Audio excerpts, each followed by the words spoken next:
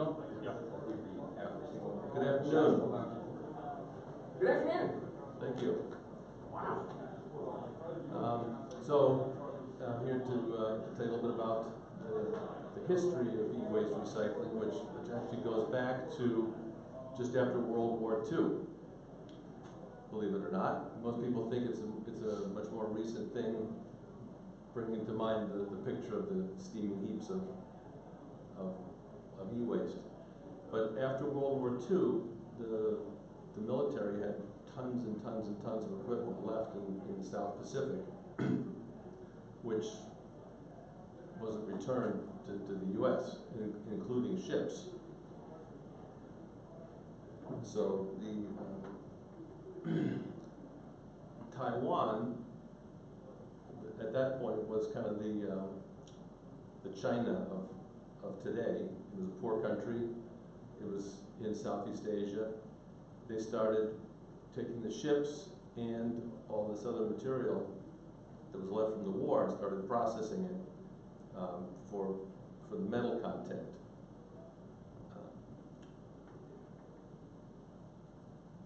Mostly at that point for the steel, but there was also there was copper, there was gold and platinum and palladium in radio equipment, microwave, radar, etc.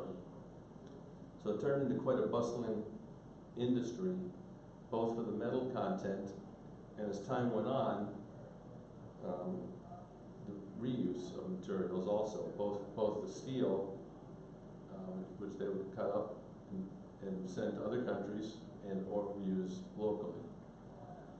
And it grew into recovering not only the metals, but pieces and parts of the radios, navigation equipment, cable, etc., kind of mom and pop shops and some larger industries. But pollution became an issue, and also labor issues. So the government decided it was going to crack down on this and started passing regulations, and also as their economy grew and turned into a more viable economy, labor costs were rising at the same time. And what happened was these processors essentially got, for lack of a better word, forced out of Taiwan, and they were looking for another place where labor was cheaper and regulation was less onerous. So in the late 80s and early 90s, quite a few Taiwanese who owned these scrap companies moved to China, both in the Pearl River Delta, the Guangdong area, and the Shanghai area, and set up shop for the cheap labor, the lack of regulation, and also it was when China had begun to become a big exporter. China has essentially no copper mines of their own. They're a net importer of copper. So to them, again, at that point, being a poor country, they didn't, and with tons of labor, but not much money, they didn't want to go and buy LME copper cathode on the open market when they could buy low-grade scrap that required a lot of labor to recover that copper. So at about that point was when the telecoms were switching out from the old mechanical switching to the current digital switching. The old mechanical switches were immense in the amount of metal that was in it. Each 10,000 line switch contained, apart from the steel, just the kind of the relays and the circuit boards, that are probably 100 metric tons for every 10,000 lines. So you start figuring that out, both worldwide. It's it's an immense amount of material, and it required a tremendous amount of labor to process it. So the material coming out of Europe, labor was expensive there. it got shipped to China. Material coming out of the United States, same thing, got shipped to China. And even in South America, where the labor was marginally cheaper than here, it was still more economical to send it to China. So millions of tons of telecom scrap got sent to China, which essentially is what got China really set in the US business. There were scrupulous operators, and I spent many years going over there every year and kind of auditing the places that I sent material to. But there were unscrupulous operators who had import permits but really had no facilities, and they would essentially import material and literally just take the container out in the street and open the back doors and just auction it off to, you know, people literally could be wheelbarrows, and I've seen it with my own eyes. This is where the bad reputation came from China for the pollution, because the people that were buying it this way they were just subsistence, peasants, had probably even had no concept of the environment. They were just processing this to make a day's pay. The legal operators unfortunately had to compete price-wise with this, so it was difficult, but they did it. And of course, along with that, China was famous for bribery. So the entire system was based on paying officials to get the permits and to get the quotas and to pass inspections and just to stay in business. Around 2000, even just like Taiwan, the Chinese government got tired of the pollution and labor exploitation, and incrementally they started closing off the markets for particular things. CRTs was the first item that they banned.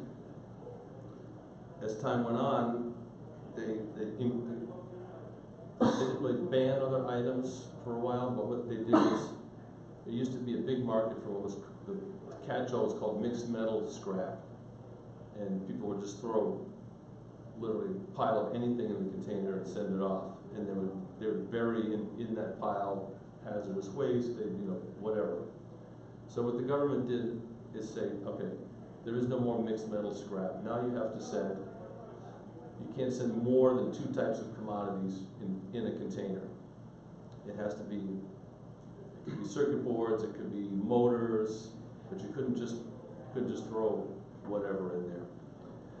So what happened at that point was people started sending this material to Hong Kong, and it would go up to the northern territories of Hong Kong, and then literally, like ants, this stuff was carried across the border into China to be processed. This is a picture I actually took myself up in the northern territories. That's Shenzhen in the background, and they were carrying this stuff in sacks on their backs for years. Eventually, even that was stopped, but that was only very recently. We're talking in the last couple of years. They've really stopped all importation of waste into China. So what's kind of backing up a little bit is, so what else has been happening with this? Both the U.S. And Europe have passed producer responsibility laws that require the producers of the equipment to pay fees to recycle it. In Europe, it's EU-wide, but in the United States, it's on a state-by-state basis, and it's so there's still a lot of equipment from the U.S. that's not going to where it's supposed to go. This is a picture of a pilot project that I did for the state of Maine before before they wrote the law, they wanted to see what was actually collected and whose materials and how it actually worked. This is how the producer responsibility law is supposed to work. Some states have it where they pay, the collector actually has to audit every piece of equipment, get a make, model, serial number, send it back to the manufacturer to verify, and then they get paid based on that report. It's a pretty cumbersome system. A lot of course, the producers have an incentive to reject claims. The European system is a little more functional in that they will have different collectors they will audit their streams on a, maybe for a few weeks, a year, or on a rolling basis. Take those averages, and then the government actually bills the producers based on those figures. So it's not as costly for the people that are doing the collection to get paid, and so there's an incentive to collect the materials. As of now, there's still only half of the states have some type of laws, but they're all over the place. There's nothing unified. And unfortunately, the U.S. and a few other small countries in the world have not signed the Basel Convention, which is, I don't know if you're familiar with it, it's a UN treaty on the transboundary movement of hazardous waste. And while it's a treaty, unlike other treaties, when they sign it, you've also reserved the right to modify it for your own country. You can't make it less strict, but you can make it more strict. So kind of like what's happened in the United States, while people say, well, yes, we comply with the Basel Convention, it's still difficult to send material from one country to another. For example, you may be able to send from, I'll use Colombia as an example. You can send from Colombia to the EU. You can send circuit boards to a smelter there, and all it requires is what they call an Annex 7 notification. It's a piece of paper that travels with the shipment. You don't need a permit. You don't have, it's perfectly fine, because the circuit boards are what's called a green list material, but they are listed on the Basel Convention. Other countries, for example, Chile, if you want to send circuit boards to the EU, you have to get a contract with the smelter for a year. Then the smelter has to contact the competent authority in Chile to verify that you are a licensed recycler, and then the authority in Chile has to get the authority in the EU to say that yes, the smelter is the licensed authority. This can take anywhere from weeks to months.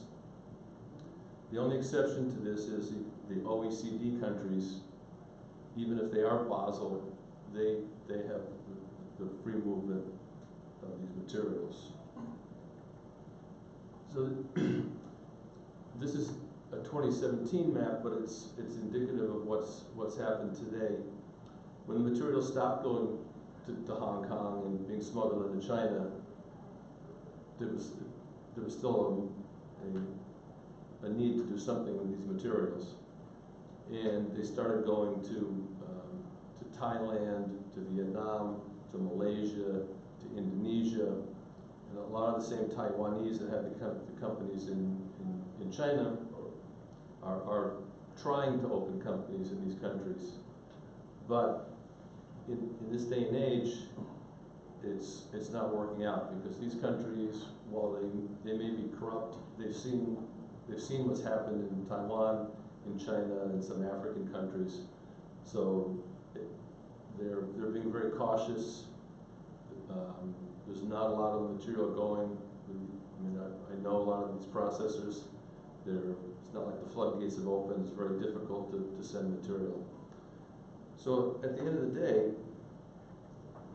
what's happened is it's come to the point where it's, even with relatively expensive labor, it's worthwhile to actually process material on a local level, because you're avoiding shipping costs all around the world, which have become expensive. The commodities prices have dropped, so you know, the incentive to send it somewhere else for a high price, and the buyers are not paying much because they're having to pay so much bribes. They're having to, you know, the thought of building a new factory is expensive, so there's just not the demand for it. So the last 10 years or so, I spent a lot of time in Latin America and setting up responsible recyclers in almost every country in Latin America. This is one in Guadalajara that dismantles the equipment and sends it on, you know, to its proper destinations. And this was in 2011. I mean, they're still in business. They're making a profit. There's one in Colombia that I set up even earlier than that. They're the largest recycler in Colombia. They got 125 employees. They're making a good profit. There's one in Panama, Brazil. They're companies, they're all making money doing this. The United States now, when China shut off everything this past year, companies here now are actually starting to process the material themselves. So there's this is a little diversion here, but in the EU they call e-scrap, they call it waste electrical and electronic equipment, which includes everything, including vacuum cleaners and toasters, all the way up to telecom and IT equipment. They've also passed the thing you've probably seen on equipment that says ROAS.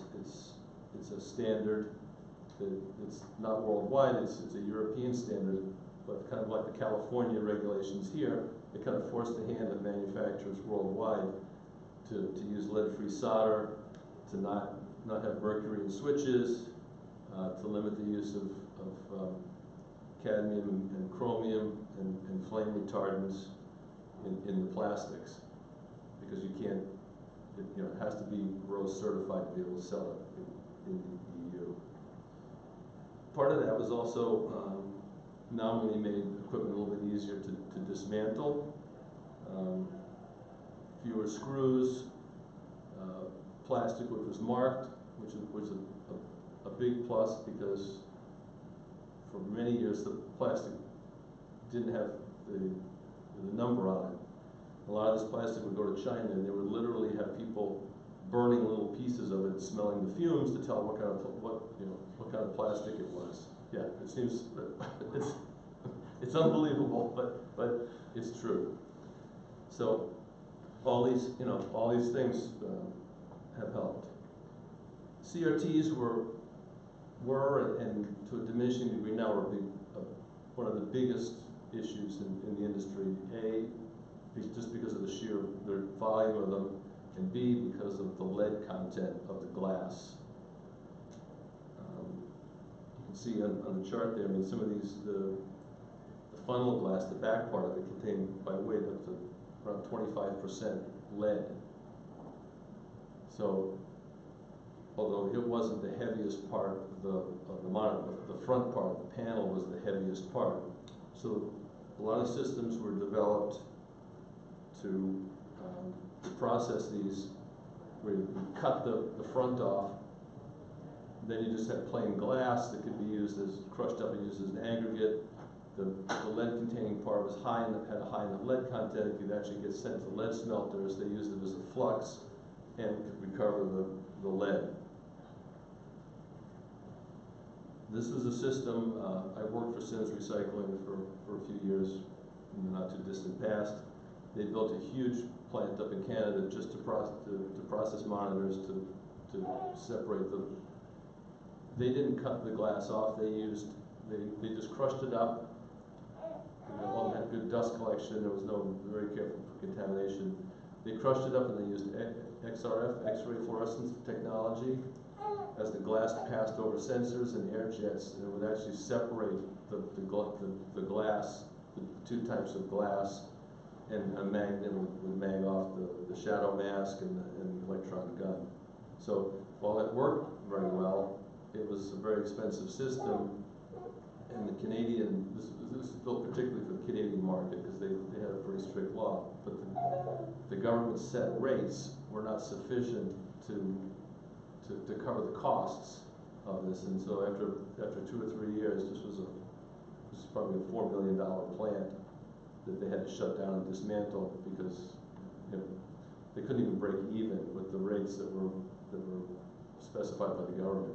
Wait, the government gets to set the rates that they get to collect? Yes. That's ridiculous. Yeah. Well, I mean, yeah. So that was that's a good system. That makes sense. Right. And they weren't allowed to make the money. Right. I mean, while it worked, I mean, there were some issues. I mean, it was difficult if you threw in TVs that had wooden casings. But still, you had to do something with it. Yeah. And what's ended up happening, and I'm sure you've all seen in the news or trade journals, there's the unscrupulous people are really the ones who have taken most of this material, because no matter what you do, there's a charge, there's a cost to get rid of this. Regardless if the lead has any value or anything, electronics didn't have some minimal value, but at the end of the day, there's a cost of at least 10 cents a pound to get rid of a monitor or a TV. So even if your basic, like 15 or 17 inch CRT is going to weigh 25 or 30 pounds, that's $2 or $3 plus the freight to get rid of it. So the unscrupulous operators would say, well, we'll take it for free, or we're only going to charge you 5 cents or less than the going rate to do it. So what would they do? They would rent a cheap old warehouse. They would bring this material in. They would strip out the degaussing coil, which is a copper coil. They would strip out the electron gun. They would strip out the circuitry in it, which in these cases are really not worth much, but they're worth something. And then when they filled up the 250,000 square foot warehouse to the roof with leaded glass, they would just beat feet and leave the landlord with this on his hands. I mean, this happened over and over and over and over again. And within the last year, there was I believe it was in Kentucky, there was one company that, I mean, it seems like science fiction, but this was a real company that supposedly was doing the right thing. They rented an excavator in the owner's name. They took it out to a piece of land that he owned, in the woods somewhere, dug a giant pit, and buried, hundreds of tons of monitors. Hello? It's like, and then he was surprised when he got caught. His name all over it. So there's 2 ways of processing this material. You can take everything apart by hand, screw by screw, like they're doing upstairs in the spawn camp, which is really, in my view, the preferred method, because you really recover everything, and you're supplying employment to somebody, at some level. The other system is these giant shredding machines, which, again, when I worked for Sims, I actually managed a plant in Australia that had, it wasn't this machine, but it was, essentially the same machine. Giant 400 horsepower shredders that will shred the material down to more or less like a 3/4 inch particle size. And you couldn't throw an engine block in there, but you could throw this podium in there, you could throw the chair, you could throw a photocopy machine, whatever. And it'll eat up about 16,000, 20,000 pounds an hour of whatever goes in there. The ferrous material gets taken off by a magnet. Nominally, there's still some plastic or copper attached to it, so there's a little picking line where you've got a couple of people that will pull that off and it'll get reprocessed. There's a screen that goes over them that's about 1/4 inch, and the fine material goes through. It's going to be mostly glass, wood, things that got pulverized very easily, and some copper, some fine cables would go through. You can get copper, hopefully you get copper recovery from that. The rest of the material goes up to what's called an eddy current magnetic separator. It's a rotating magnetic field, which actually, rather than attracting, it's works on the concept of like a transformer. It actually induces a current in non-ferrous metals such as aluminum and copper. So it actually repels these, and because they're dissimilar metals, it repels them at different rates. So depending on the speed of the belt that feeds it, the rotational speed of the magnet, and where you put a splitter. So you have this stream coming off here, it hits this rotor it repels it. The aluminum will fly further, and you adjust your splitter so the aluminum goes this side, and the copper goes this side, and the third splitter, the plastic and circuit boards fall down. They just fall down, they don't get repelled. Now that material contains plastic and circuit boards, nominally what's left. It goes to another belt that's got, it's probably 5 or 6 feet wide, that has inductive coils, all very small ones all the way across it, probably 100 across 5 or 6 foot wide belt. If the circuit board goes across there, it has metal in it, even if it's a small amount of gold, copper, whatever. It senses that at the end of the belt, it's timed such that if it detects metal back at 3 feet, there's another air jet that will blow that piece one way, and then all the plastics fall off. So now you've pulled out everything but the plastics. You've got circuit boards that can go for recovery, and I'll explain that in a minute. The plastics then went on to another XRF machine, which was sorted by composition, and then to optical sorting that was sorted by color. But at the end of the day, all of these streams were contaminated. It's not a perfect system. The circuit board part worked fairly well. The fines were mostly had no value.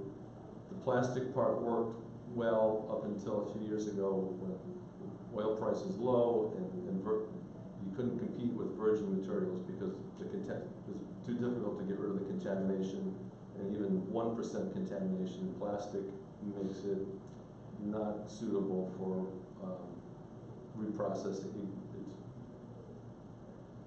Plastics melt at different temperatures, so if you got one type mixed with another and you try to put it through the extruding machine, or it's got other metallic components, it jams up the machine, and then you got a $100,000 machine that you got to completely tear apart.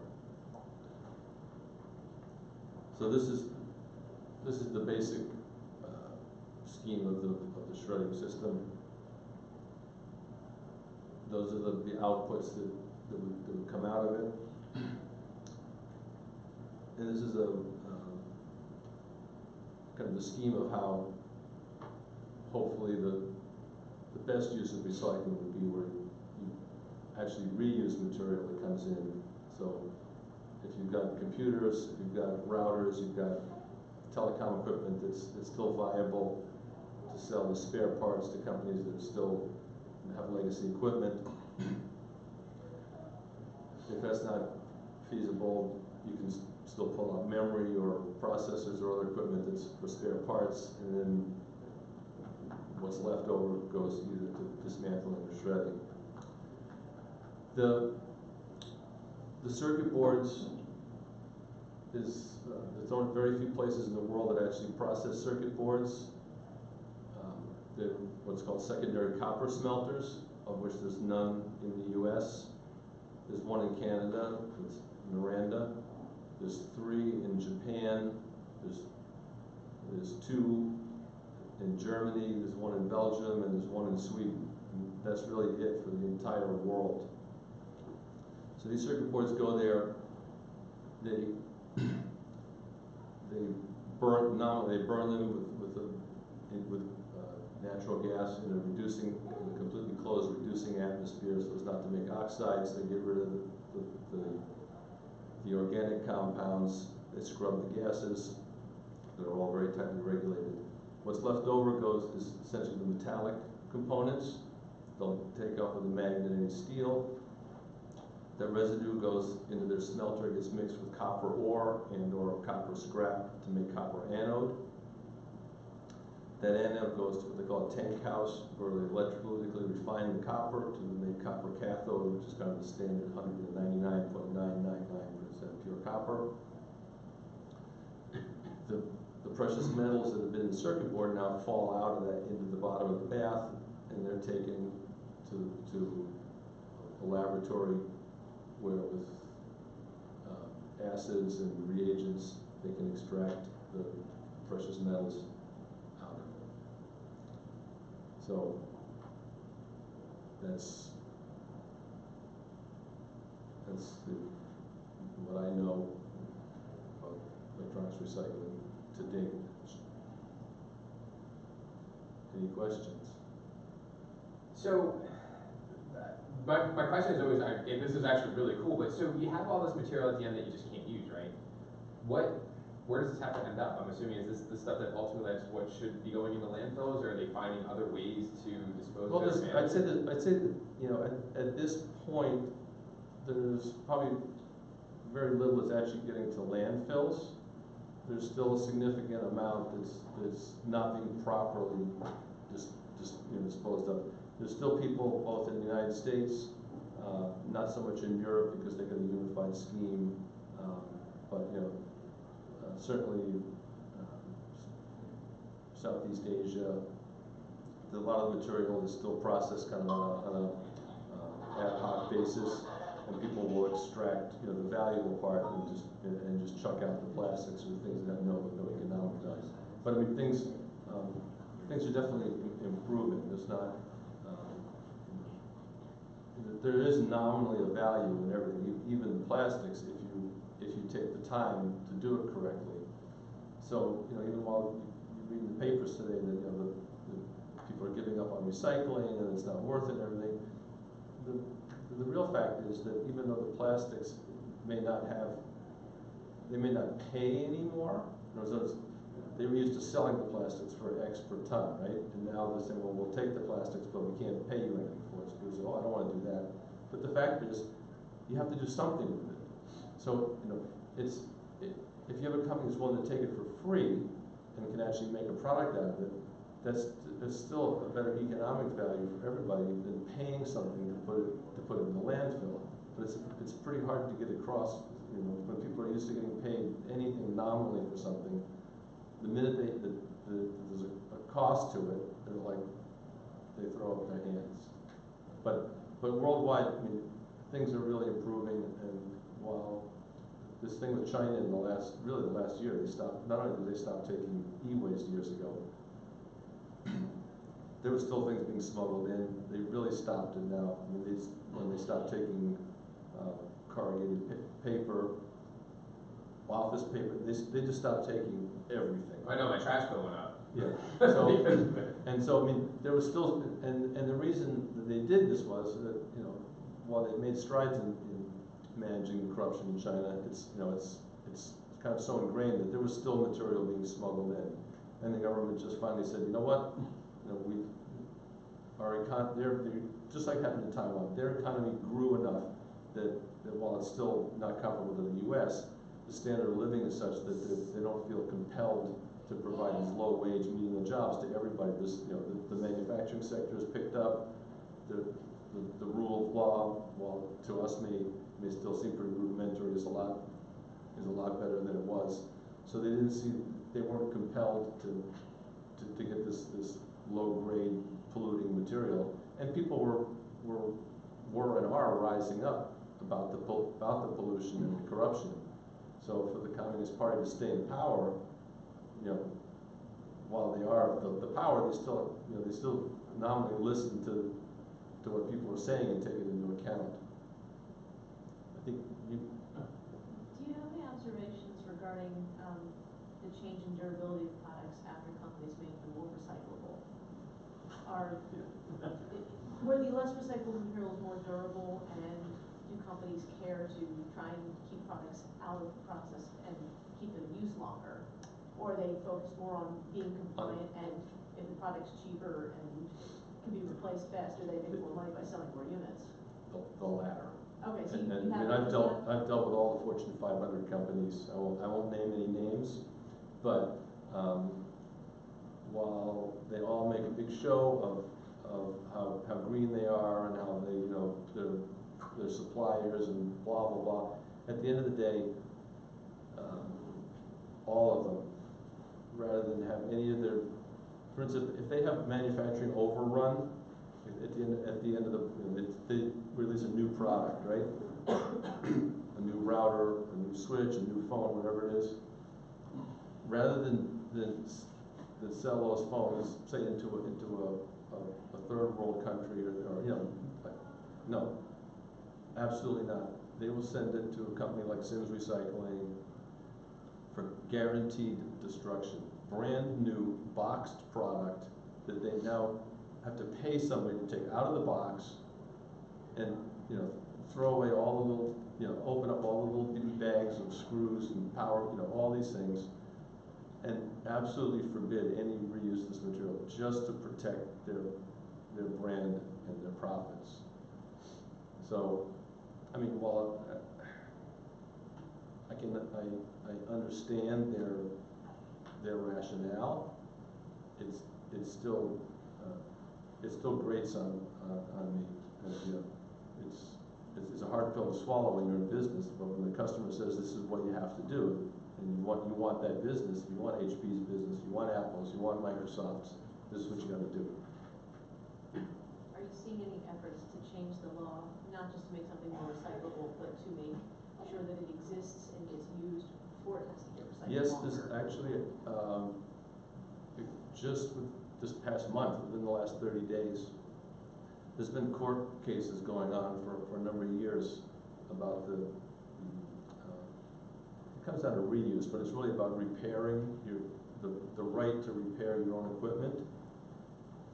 So a lot of companies, Apple being one of the biggest offenders, basically would void your warranty if you worked on it or put in a third party. But there was also John Deere, a lot of other big companies, even cars. Now that there's so much, you know, your car's run by a computer. So if you try to go in and change the parameters on that computer, before they were saying this is a violation of our terms of service and agreement. You bought the car, but it's not really, just like you bought an iPhone, but it's not really yours. The court just decided that they can't do that. That you now have the right to repair your equipment. They cannot void your warranty. And I haven't read the full thing, but it appears that they're going to actually, you know, they can't deny you access to the repair manuals and to, you know, the things to enable you to fix it. Now they probably can charge for it. I'm sure they're not going to make, you know, I'm sure that you're not going to be able to download PDFs of everything you want for free, but at least that's moving in my opinion, in the right direction. Have you seen any technological increases on how efficient these things get? I mean, it sounds, if it's mostly magnetic, you know. Oh, the separation? Yeah, for how any of these processes. So, again, I mean, having run this plant in Sydney for 6 months, what I came to learn is the manufacturers of the equipment will tell you, oh yeah, just take a bucket loader and scoop up this big pile of whatever and throw it in there and just magically all these different things come out. Well, you know, it doesn't really work. What works is if you triage the stuff to do a couple of things. One is to segregate it by type. So as if you've got put all the photocopies over here and wait till you have 100 tons of photocopiers. PCs, routers, things that contain precious metals, and those things nominally it's worth to open them up and take off whatever steel and plastic, whatever extraneous stuff you can easily before you throw it in. 2 reasons.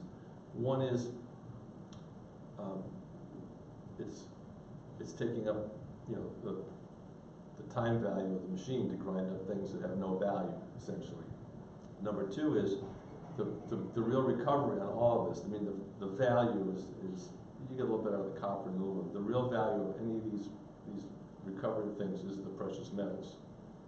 As you probably all know, precious metals are soft: gold, silver, platinum, palladium. So what happens when you run it through a shredder?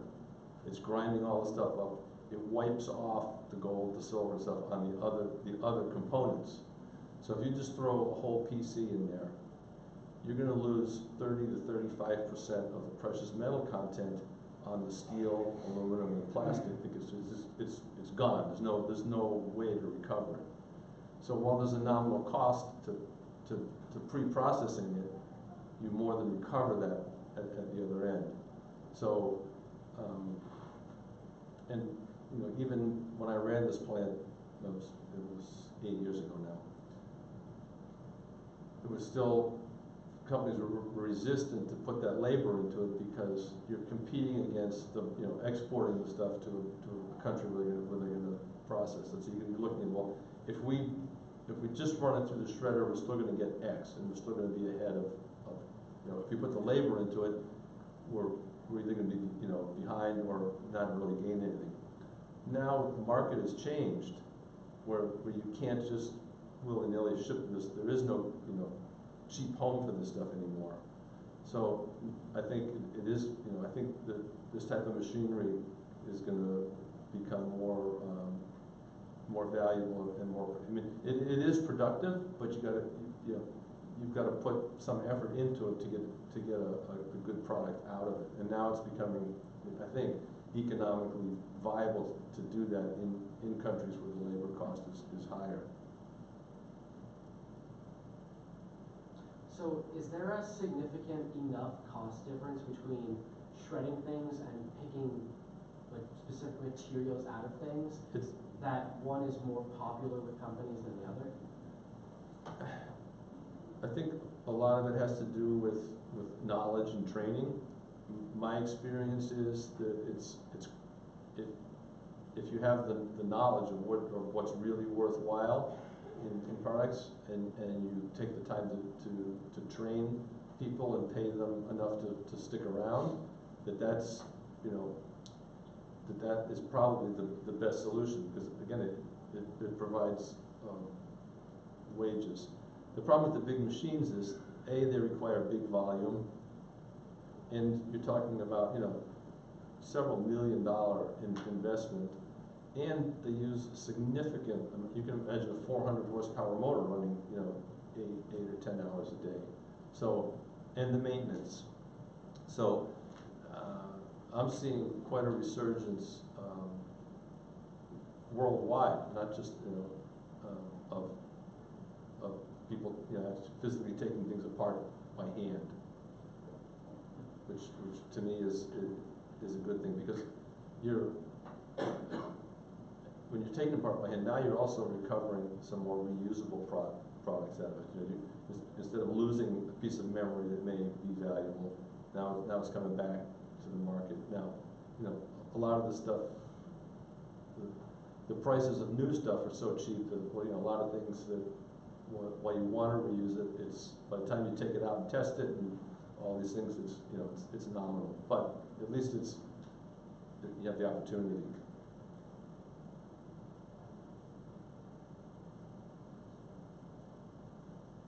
All good. Thanks for your time and attention.